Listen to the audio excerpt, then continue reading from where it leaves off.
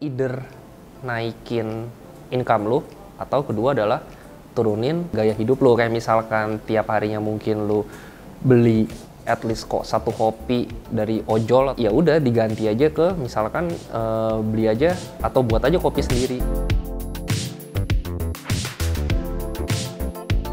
Halo, gue Nabila, umur 22 tahun, pekerjaannya bisnis develop. Nama gue Abraham William, biasa dipanggil Bram, umur gue masih 21 tahun, kerjaan sebagai content writer. Nama gue Revan, umur gue 24, kerjaan gue sebagai campaign officer. Nama gue Ben, umur gue 28, pekerjaan gue digital marketing. Nama gue Anindita, 23 tahun, pekerjaan sebagai legal compliance.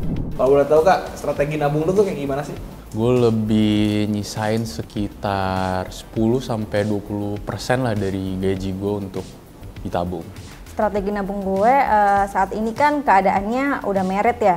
Jadi hitungannya sih joint income sama suami. Terus strategi nabungnya mungkin 50% dari gaji gue sekarang gue alokasikan untuk nabung sih.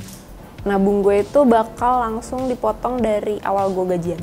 Gue pakai ini, ada namanya metode 50-20-30. Kalau untuk strategi nabung sendiri sebenarnya berhubungan sama strategi finansial gue juga sih. Yang gue terapin adalah 50-30-20 karena gue juga masih karyawan. Jadi kalau misalkan dapat income nih, dapat gaji, itu langsung gue sisihin.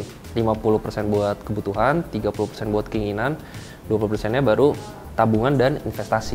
Emangnya cukup Kak 50% untuk kebutuhan? 50% kalau buat gue sendiri sih cukup. Kayak misalkan untuk makan sehari-hari, tagihan, cicilan, ongkos dari rumah ke kantor. Kalau misalkan buat orang lain nggak cukup sih sebenarnya gue juga punya tips, yaitu adalah either naikin income lu atau kedua adalah turunin gaya hidup lu. Kayak misalkan tiap harinya mungkin lu beli at least kok satu kopi dari ojol, ya udah diganti aja ke misalkan beli aja atau buat aja kopi sendiri. Let's say misalkan satu kopi aja harganya 50.000. Kalau misalkan dikali sama 30 udah 1,5 juta. Berasa banget sih. Apakah tabungan lu diinvestasiin juga? Kalau anda iya, kenapa? Itu dong untuk biar tabungan ini nggak diambil-ambil gitu, dan untuk mendapatkan profit pasti diinvestasikan sih.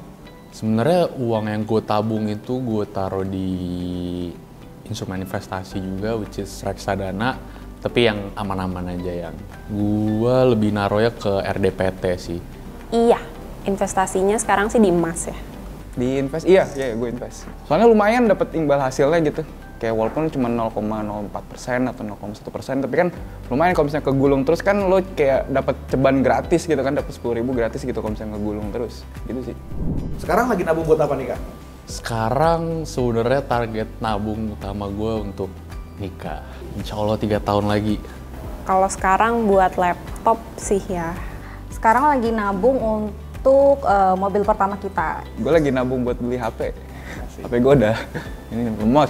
Oke, tabungan gue itu sebenarnya lumayan diverse sih, lumayan gue diversifikasi. Kayak untuk prioritas sekarang gue lagi kumpulin untuk dana darurat, karena baru bisa kumpulin sekarang tuh dana darurat sekitar 3 bulan pengeluaran gue. Itu gue masukin ke reksadana pasar uang, karena kan dia lumayan liquid dan resikonya sangat-sangat rendah, dan bahkan kalau gue sendiri sih nggak pernah minus ya. Sisanya itu ada yang ada kebutuhan jangka pendek, itu sebenarnya gue lagi mau beli perabotan rumah. Nah itu gue masukin di RDPT. Kenapa RDPT? Karena kan gue ngeliat timing market juga ya, karena sekarang kan suku bunga BI lagi naik. Nah jadi menurut gue RDPT sih salah satu produk yang bisa mengikuti suku bunga, jadi ya kenapa enggak gitu kan. Nah sisanya itu untuk jangka panjang gue masukin ke yang lumayan riskan, yaitu reksadana campuran dan reksadana saham. Tapi banyak lebih condong ke reksadana campuran, karena sebenarnya ini lebih ke preferensi pribadi aja sih. Gue melihat reksadana campuran lebih potensi keuntungannya lebih tinggi, jadi gue masukin ke sana. Apakah menurut lu investasi ini bisa ngebantu lu mencapai tujuan lu lebih cepat? Oh iyalah, gara-gara kegulung tadi yang imbal hasil tadi. Jadi bahkan gue bisa nargetin lebih daripada perencanaan tabungan gue gitu. Katakanlah gue nabung buat 1 juta, tahu-tahu bisa 1.100.000 gitu misalnya. Bisa dari statement gue sebelumnya akan lebih banyak menghasilkan profit, jadi secara nggak langsung akan lebih cepat untuk kita capai target. Sejujurnya buat gue iya sih, karena tujuan tabungan gue itu kan masih lama. Jadi So far gue udah mulai nabung di RDPT itu sekitar 6-8 bulan lah. Dan itu udah lumayan make profitnya gitu dari situ. Jadi menurut gue itu akan sangat membantu dalam mencapai tujuan gue sih dengan berinvestasi di reksadana.